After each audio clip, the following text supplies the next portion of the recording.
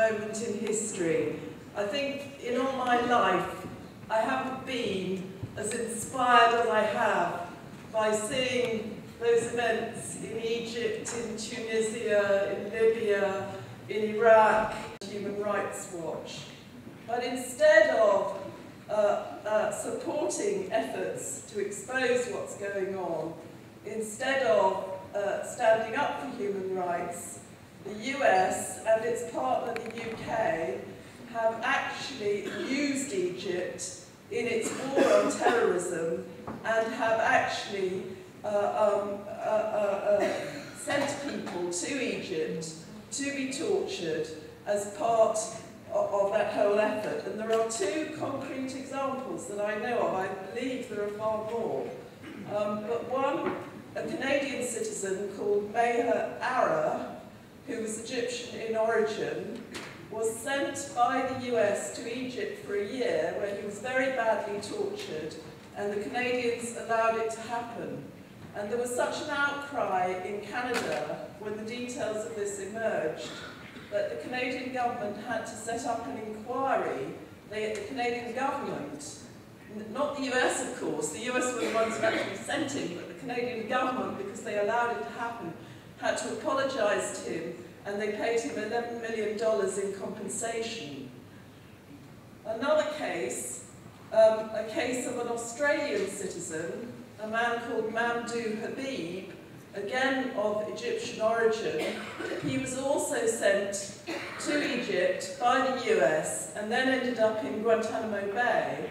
And he ended up in Guantanamo Bay in the hospital wing at the same time of one of my Guantanamo clients, Tariq Dagul, who saw the state and the condition he was in after being tortured by the Egyptian government.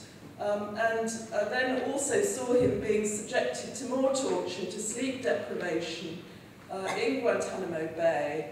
And Tariq was released in 2004 when Mamdouh Habib was still in Guantanamo. And Mamdouh Habib's lawyer and his wife came over to the UK, and Tariq gave interviews to the television in Australia to describe the pitiful mental state that Mr. Habib was in, and the torture that he'd suffered in Egypt that he told Tariq about. And as a result of that, there was an outcry in Australia, and Mamdouh Habib was released, went back to Australia, brought proceedings against the Australian government. He couldn't bring proceedings against the US, but he brought proceedings against the Australian government for allowing it to happen. And Tariq gave evidence via a video link to those proceedings in Australia.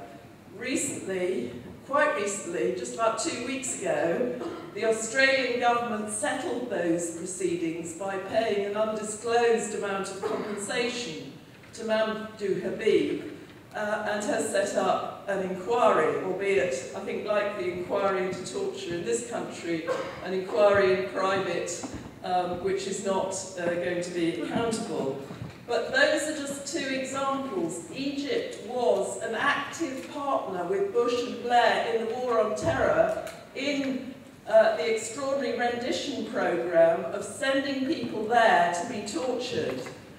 And other countries were too. Morocco was where Benn Mohammed from the UK was sent. And people will know that there is currently a police inquiry into whether our own security services were guilty of a criminal offence, because they went there and questioned Benn Mohammed, or they knew about his torture and interrogation. I'm not sure they actually went to Morocco, but they sent questions, I think, to Morocco. So these are all what happened during the war on terror. These regimes and the fact that they committed human rights abuses were used. And it's incredible when they now stand up and start condemning the fact that the same regimes are firing on people in the streets, are killing people, because they have supported them and used them. And this is why people cannot stand back and trust our leaders, the United Nations, or any institutions for that matter, to protect the people of the Middle East. The people need active solidarity, and we need to do all we can to show that we care about those people. And we also must insist, of course, on no military intervention, because we all know where that leads to.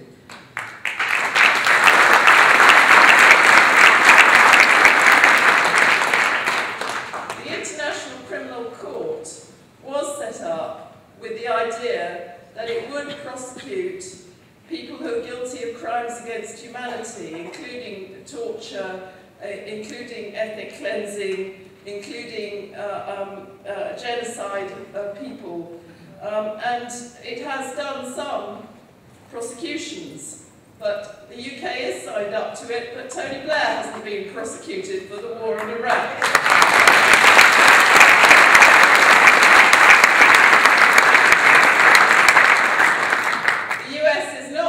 Up to it, surprise, surprise, nor does the US sign up to anything where its leaders may be held accountable for the torture, the human rights abuses that the US has now openly admitted being involved in.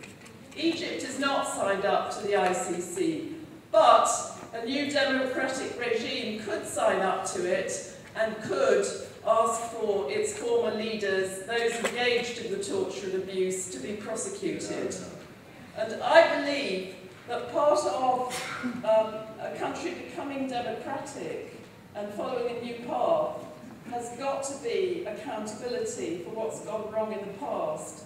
Because if you don't have that accountability, you're never going to take the next step towards saying we're never ever going to do this again. So I think that's a very important demand for a new government in Egypt, that there is accountability for the human rights abuses of the past. And I'd just like to finish by saying that I think we all need to keep talking about these things as much as possible, and we need to show in every way we can our support for those brave young people who are on the streets.